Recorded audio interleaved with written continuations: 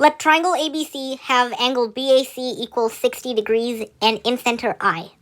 Let omega A be a circle in the exterior of ABC that is tangent to side BC and the extensions of the other two sides. Let IA be the center of omega A. If BIA equals 4 and CIA equals 3, then the area of quadrilateral BICIA can be written as m root n over p, where m and p are relatively prime positive integers, and n is one that's not divisible by the square of any prime. What is m plus n plus p? We're given triangle ABC is a triangle with angle A equals 60 and incenter I. Omega A is a circle outside ABC that is tangent to side BC and to the extensions of the other two sides. The center of the circle, IA, is often known as the AX center of ABC. And we're given that BIA equals 4 and CIA equals 3. We would like to find the area of quadrilateral BICIA.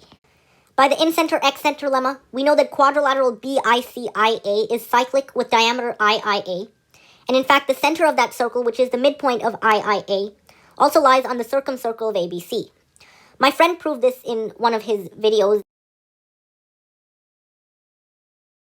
when he proved that the circumcircle of BIC has diameter IIA and its center lies on a point on the circumcircle of ABC.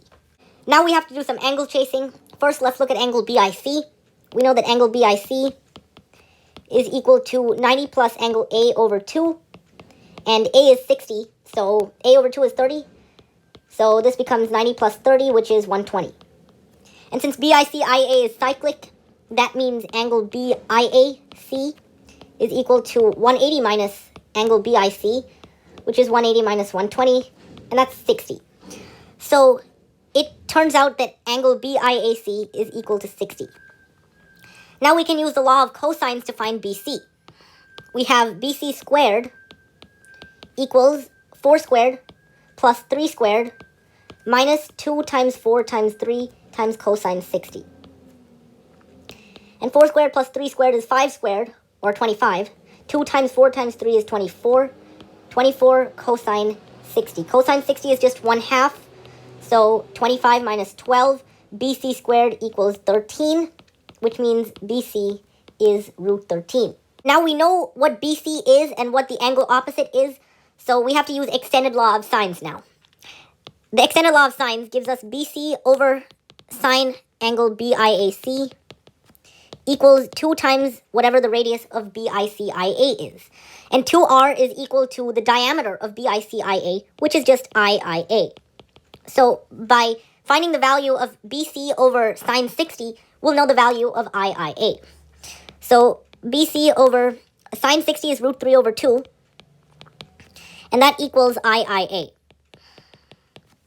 And BC is root 13, so root 13 times 2 over root 3 is equal to IIA. And that's root 52 over root 3, which is the square root of 52 over 3. So we now know the length of IIA, which is well known to be the diameter of BICIA.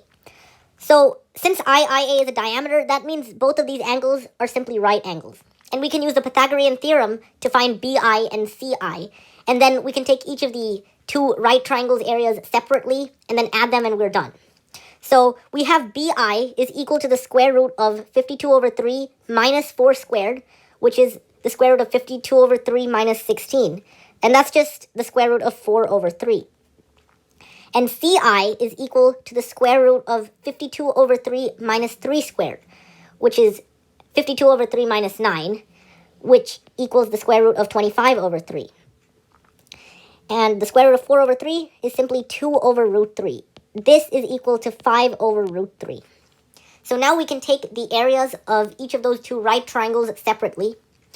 We have the area of BICIA is equal to the sum of 2 over root 3 times 4 over 2. It's the product of the two legs divided by 2. And that's 4 over root 3. The other triangle, CIIA, has area 15 over 2 root 3. If you put everything under a common denominator of 2 root 3, it becomes 8 plus 15 over 2 root 3, which is 23 over 2 root 3. And if you multiply both numerator and denominator by root 3, you get 23 root 3 over 6.